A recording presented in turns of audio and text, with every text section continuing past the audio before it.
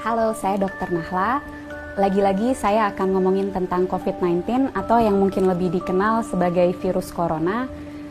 Mudah-mudahan belum pada bosan dan jangan sampai bosan dulu karena banyak sekali informasi sekarang yang beredar, belum tentu betul, masih banyak hoax-hoax yang harus dibasmi, dan bagi teman-teman yang bisa mendapatkan banyak informasi, semoga dapat juga meneruskan informasi ini karena apa yang kita lakukan harus kita mulai dari diri kita sendiri dan kita ajak teman-teman di sekitar kita untuk melakukan hal yang sama. Yang mau kita bahas dan mau saya tekankan sekali lagi adalah bahwa virus corona ini atau yang dinamakan virus SARS-CoV-2 ini adalah virus yang sangat baru. Apa dampak dari fakta bahwa ini adalah virus yang baru? Yang pertama, berarti kita belum tahu pasti sifat dari virus ini. Yang kedua, kita belum tahu pasti efek dan berapa lama efek yang akan disebabkan oleh virus ini. Yang ketiga, belum ada obat yang betul-betul efektif untuk melawan virus ini. Yang keempat, belum ada vaksin yang bisa mencegah seseorang untuk tidak terinfeksi virus ini. Jadi itu yang teman-teman harus selalu ingat. Informasi ini bukan untuk membuat teman-teman panik, tapi untuk membuat teman-teman lebih waspada bahwa memang apa yang sedang kita hadapi ini betul-betul nyata. Dan bersama-sama kita bisa mencegah penularan virus ini lebih luas. Secara umum ketika virus masuk ke dalam tubuh kita, gejala yang ditimbulkan itu mirip-mirip. Demam, sakit kepala, lemah, letih, lesu, pegel-pegel, seperti itu. Bagaimana dengan virus yang masuk spesifik langsung ke infeksi saluran pernafasan? Ada pilek, hidung meler, hidung tersumbat, nyeri tenggorokan, batuk, sesak nafas, nyeri dada. Gimana dengan virus SARS-CoV-2 atau virus corona?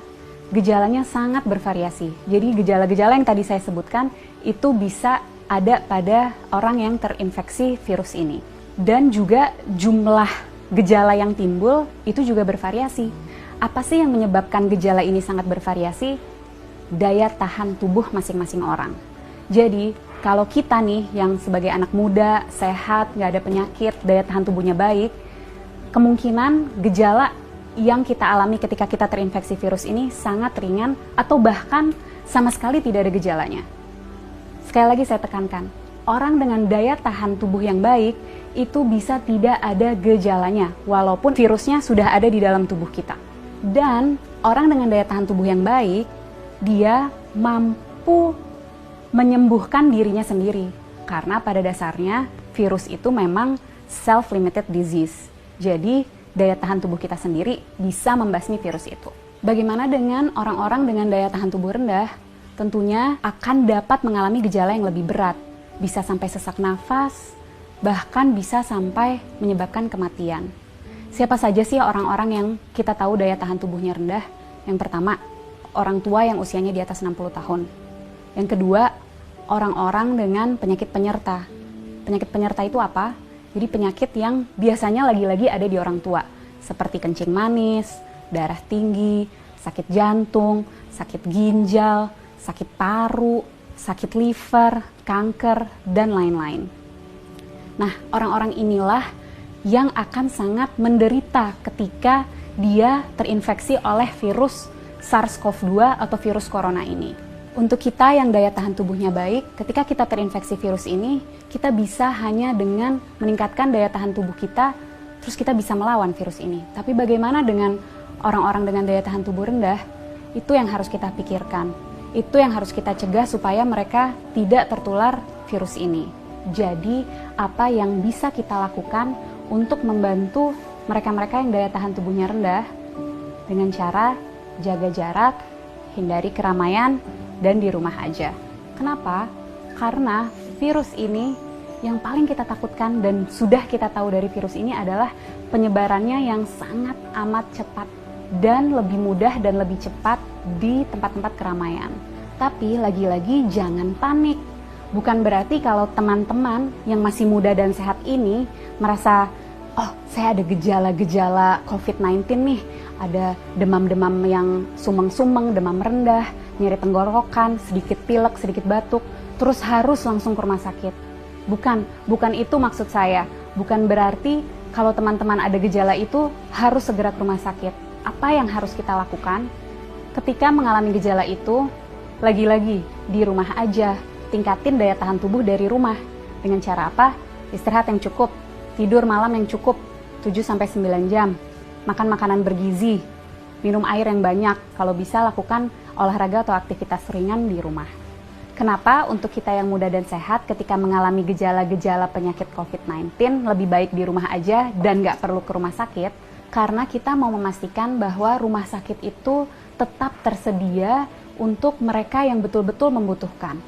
Orang tua, orang dengan daya tahan tubuh yang rendah, dan orang-orang muda yang mengalami gejala berat seperti sesak nafas. Mereka itulah yang harus segera ke rumah sakit. Jadi kita pastikan rumah sakit memang untuk mereka yang membutuhkan. Kalau kita bisa di rumah aja. Bagaimana dengan kita yang tidak ada gejala? Sebaiknya tetap jaga jarak, hindari keramaian, dan di rumah aja. Kenapa? Karena seperti yang tadi sudah sempat saya jelaskan, orang dengan daya tahan tubuh baik bisa jadi tidak menimbulkan gejala apapun. Jadi kalau dari luar dia terlihat sehat, belum tentu tidak ada virus itu di dalam tubuhnya. Dan orang-orang tanpa gejala ini tetap bisa menularkan ke orang lain. Melalui apa? Misalnya, kita lagi ngobrol-ngobrol sambil makan, dia tersedak, batuk, virusnya banyak di situ. Atau lagi di mobil bareng, AC-nya kenceng banget, kedinginan, dia bersin, virusnya ada di situ. Penting untuk kita jaga jarak 1 meter untuk memastikan droplet yang keluar melalui batuk ataupun bersin tidak terkena pada kita. Penting sekali untuk kita untuk selalu cuci tangan dengan cara yang benar dan sering-sering untuk memastikan jika secara tidak sengaja kita menyentuh droplet itu, kita bisa membersihkannya. Dan yang juga penting, jangan menyentuh wajah dengan tangan kita yang belum bersih. Kenapa?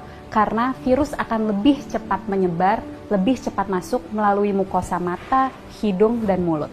Penting untuk kita menghindari keramaian untuk memutus rantai penularan ini. Penting untuk kita di rumah aja supaya kita bisa terus meningkatkan daya tahan tubuh kita untuk dapat melawan virus ini.